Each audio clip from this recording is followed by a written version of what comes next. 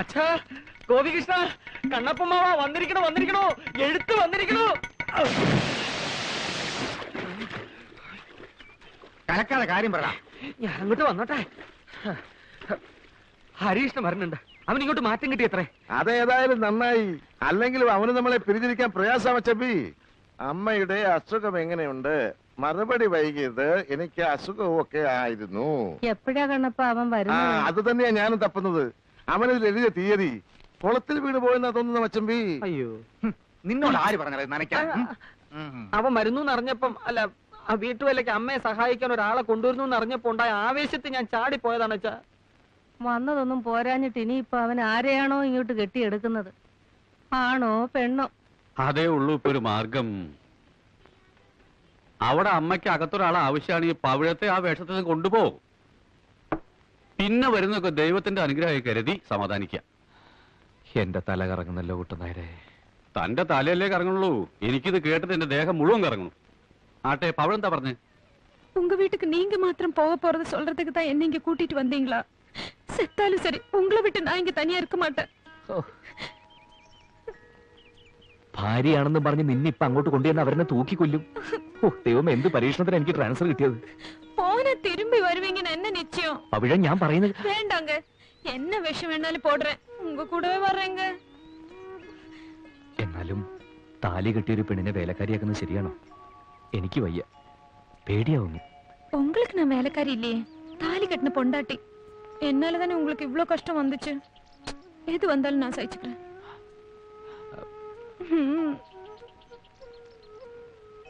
എനിക്ക് അച്ഛനെ പേടിയാ, ഏട്ടന്മാരെയും പേടിയാ, അമ്മാവനെയും പേടിയാ. തെറ്റി അവരെല്ലാ ബന്ധവും മറക്കും. നേരായ വഴിക്കാണെങ്കിലോ പൊന്നു പോലത്തെ സ്നേഹവും. ഓ, നിന്റെ അച്ഛനെങ്ങാനിത് അറിഞ്ഞ ആലോചിക്കുമ്പോ വീണ്ടും തലയുറ്റുക. അപ്പോ നീ തയ്യാറാണ്? ഒരു ശാന്തി മുഹൂർത്തവും കുറിച്ച് വാങ്ങി നമ്മൾ സ്ഥലം വിടുന്നു.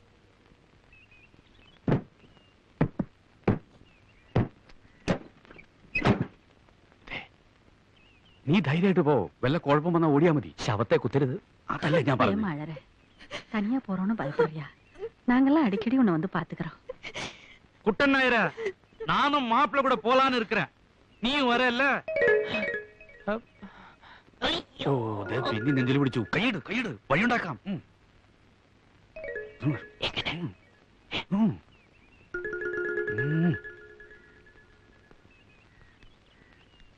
நாயர, நான் என் பொண்ணை ரொம்ப செல்லமா வளர்த்துட்டேயா. மாப்பிள்ளை வீட்டுல அவளை கண்கலங்காம பாத்துக்குவாங்கல்ல. അവിടുത്തെ ജീവിതം അവൾക്കൊരു അനുഭവമായിരിക്കും. ரொம்ப തങ്കமான இடம் தானே, கவலையே வேண்டாம். அம்மாடி, மாப்பிள்ள கூப்பிடுறாரு, என்னன்னு போய் கேளு. போ.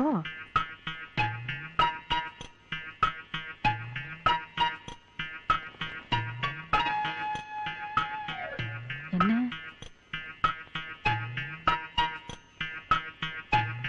அப்படியா? என்னங்க மாப்பிள்ள அவங்க அப்பா அம்மாவோட கலந்து பேசி சம்பந்தி மரியாதையோட நம்மள அழைச்சிட்டு போகணும்னு நினைக்கிறாரு. அடேடே, அப்படியா? அதுவும் சரிதான். அப்படி போறதுதான் நம்ம கௌரவத்துக்கு மரியாதை. குட்டன் நாயர, நீ போயிட்டு வந்து விஷயத்தை சொல்லு. എന്റെ ഗുരുവായൂരപ്പാ. அதே யாரு? എന്റെ അച്ഛൻ. വാ. സമ്മതിക്കില്ല, ഇത് ഞാൻ സമ്മതിക്കില്ല. അച്ചമ്പി, ഞാനോട് തല്ലാൻ ഇതിലൊന്നല്ല നമ്മൾ ആത്മഹത്യ ചെയ്തതാ. അച്ഛൻ മാറി നിൽക്ക്. ഇവരുടെ കാര്യം ഞാൻ ഏറ്റു. അതുങ്ങളെ തല്ലിയ ചത്തുവോന്ന് പറയടാ. ചത്താക്കാരി അവര് നോക്കിക്കൊള്ളും. അമ്മയിൽ ഇടപെടണ്ട. പഠിക്കണം പറയാം.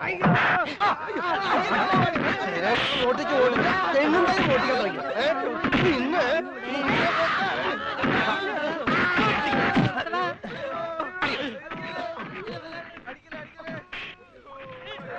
ഹരീഷ, നെഞ്ചിടിക്കണു. പേടിക്കണ്ട, ഒന്നും സംഭവിക്കില്ല.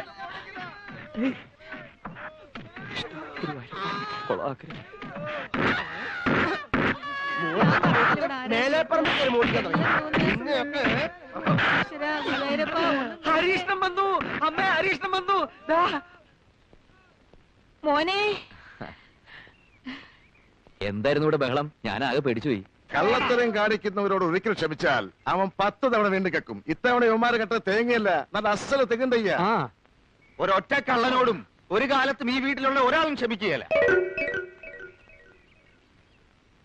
ഇപ്പൊ നല്ലവണ്ണം പഠിച്ചല്ലോ. നീ വരുന്ന വഴിയാണോടാ?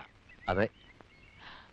അമ്മയ്ക്ക് സഹായത്തിന് ഒരു പെൺകുട്ടിയെ കൊണ്ടുവരുന്ന കാര്യം ഞാൻ എഴുതിയിരുന്നില്ലേ? അവളും അച്ഛനും എന്റെ ഒപ്പം വന്നിട്ടുണ്ട്. എന്നിട്ട് എവിടെ?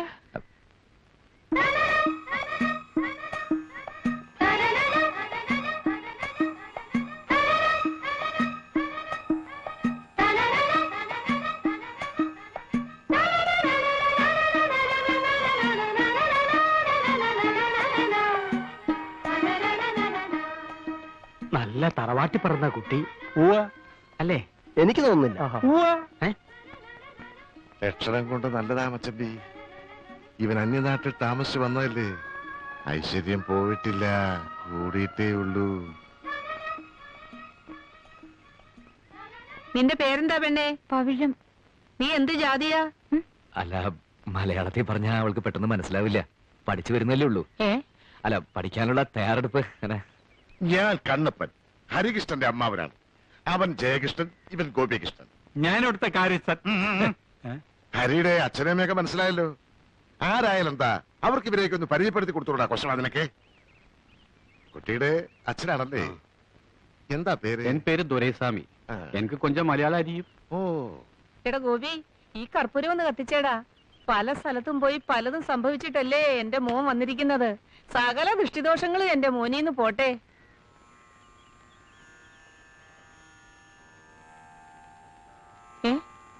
നീ എന്താ നീങ്ങി നിന്നത്? അല്ല, അവിടെ നിന്ന കാറ്റുകൊണ്ട് കർപ്പൂരം കേടും, അതുകൊണ്ടാ. കുട്ടിയെ അകത്തേക്ക് പൊയ്ക്കോളൂ.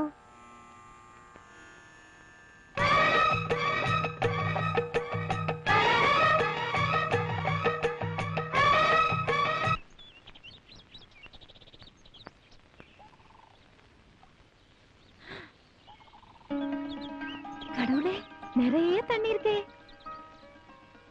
ഇങ്ങ ഒരു മാസം എത്ര തിരുടകളെ പിടിക്കും? എന്താ? இல்ல, இந்த திருடர்களுടെ എണ്ണം கிடைச்சா தேங்காயோட எண்ணம் கிடைக்குமே. ஹரி சொல்லிருக்கு எல்லா அப்பாவோட ஐஸ்வர்யம் தான். ஹரி மேல நம்பிக்கை உள்ளனால தான் அவளை இந்த குடும்பத்துக்கு அனுப்பி வச்சது. நீங்க பெரிய மனுஷன், എല്ലാം പാത്തുക്കണം. അവർ ரொம்ப പാവം. ഏറ്റു. എന്താ പേര് പറഞ്ഞത്? പവിഴം. അതല്ല, നിന്റെ പേര്? എന്റെ പേര് ദുരൈസ്വാമി.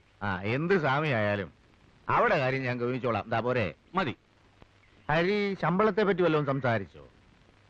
അതെല്ലാം അപ്പാവും അമ്മാവും അണ്ണനും താനേ പേശണം. സകല ചെലവും കഴിഞ്ഞ് 100 രൂപ തരും. ദാ മതിയോ? ഞാൻ എന്നാ ചൊല്ലരുത്, ഇപ്പൊ സാധനങ്ങളുടെ വിലയെല്ലാം തരികയില്ലേ?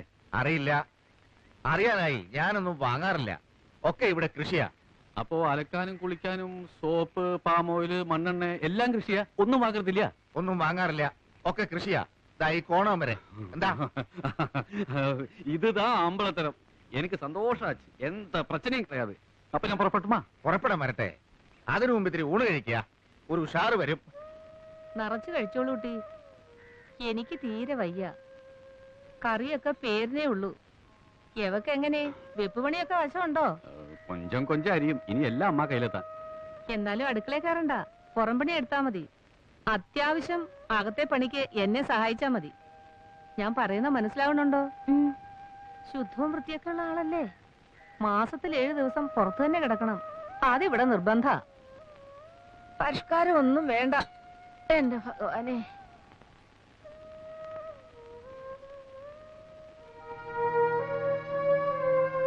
சொல்லுமா, நீ அவன் பொண்டாட்டின்னு அவங்க கிட்ட சொல்லட்டுமா? எந்த பிரச்சனை வந்தாலும் ഞാൻ പാത്തുകളെ. കാണാൻ ഒരു ചന്തമൊക്കെ ഉണ്ട്. അത് കാണുമ്പോഴാ കൂടുതൽ പേടി. എന്തിനാ പേടിക്കുന്നത്? വെടിമരുന്ന് മഴയത്ത് കിടന്നാലും പൊട്ടിത്തെറിക്കും. വേണ്ടായിരുന്നു. എന്നാ അമ്മ ഒരു വാക്ക് പറ, ഞാൻ ഇപ്പൊ തന്നെ പറഞ്ഞു വിട്ടേക്കാം. ഊണും കഴിഞ്ഞ് അവരെ അങ്ങ് പറഞ്ഞയച്ചാലോ? അല്ല, പൊള്ളാച്ചിയിൽ എനിക്ക് സഹായത്തിനുണ്ടായിരുന്ന ഒരു കുടുംബ കഷ്ടപ്പാട് ഓർത്തിട്ടാ കൂട്ടിക്കൊണ്ടുവന്നത്. പിന്നെ ഞാൻ പറഞ്ഞു കേട്ട അമ്മ അവൾക്ക് വലിയ കാര്യ. ആ, പിന്നെ അമ്മയുടെ കാലിന്റെ വേദനയ്ക്ക് ചില പച്ചമരുന്നുകളൊക്കെ പറഞ്ഞു തന്നിരുന്നു. ഞാനതങ്ങ് മറന്നു. അവളുടെ സ്വഭാവം എങ്ങനെ? അത് കണ്ടിട്ടല്ലേ അമ്മ ഞാനിങ്ങോട്ട് കൂട്ടിയത്. വന്നു കഴിഞ്ഞ സ്ഥിതിക്ക് കുറച്ചു ദിവസം നിർത്താം. അതന്നെ. എന്തെങ്കിലും പ്രശ്നം ഉണ്ടാകുമ്പോ പറഞ്ഞു വിടാം. ആ സമയത്ത് നീ എന്നെ കുറ്റപ്പെടുത്തരുത്. ഓ,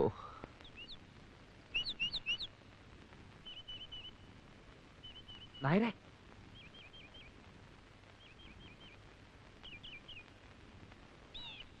ഒരുപാട് വേദനിച്ചു എന്നറിയാം. എന്നോടൊന്നും തോന്നരുത്. ഏയ് ഒരു വിഷമമില്ല കുട്ടി. ഒരു കോമാളി വേഷം ജീവിതത്തിൽ ആർക്കും ഒരിക്കലാവാം. ഞാനും ഒന്ന് കെട്ടി, അത്രേ ഉള്ളൂ. പക്ഷേ വലിയൊരു തീക്കൊണ്ടത്തില് നീ ഒരു പാവം പെണ്ണിനെ അവിടെ നിർത്തിയിട്ടുണ്ട്. ഞാൻ എന്താ അനുഭവിച്ചു, അവളല്ലേ അനുഭവിക്കാൻ പോണത്. എനിക്കറിയാം, എല്ലാം ഒന്ന് ശരിയാകുന്നതുവരെ. സാരല്ല, മരുമോൻ ധൈര്യത്തോടെ പോ. പെരിയ കൗണ്ടറുടെ മകളാണെങ്കിലും ജാതകത്തിൽ വേലക്കാരി യോഗം അവൾക്ക് ഇത്തിരി ഉണ്ടാവും. അത് ഇതോടെ തീരും. പക്ഷേ നിന്റെ മരുമക യോഗം എന്താവുന്ന എന്റെ പേടി. നിന്റെ അമ്മ നല്ലൊരു സ്ത്രീയാ, അച്ഛൻ തനി കുണ്ടേ. ഏട്ടന്മാരെനിക്ക് വിശ്വാസം പോരാ. വിവരം അങ്ങാനും കൗണ്ടർ അറിഞ്ഞ എന്റെ തലയും ഉടലും വെവ്വേറെ പാർസൽ ചെയ്ത് സ്വർഗത്തിലേക്ക് അയക്കും. എന്റെ വേഷം ഇതായിരുന്നു എന്നറിഞ്ഞ അയാൾ എന്നെ പിടിച്ചൊരു കൗണ്ടറും ആക്കും. നീ അവളെ കെട്ടിയെന്ന് ഇത്തിരി ധൈര്യ കഷായം കുടിച്ചോണ്ട് പറഞ്ഞ എന്താ സംഭവിക്കുക? എന്നെ അവർ ജീവനോടെ കുഴിച്ചു മൂടും. അതിത്തിരി കഷ്ടാവും, ശ്വാസം മുട്ടും. അതേതായാലും വേണ്ട.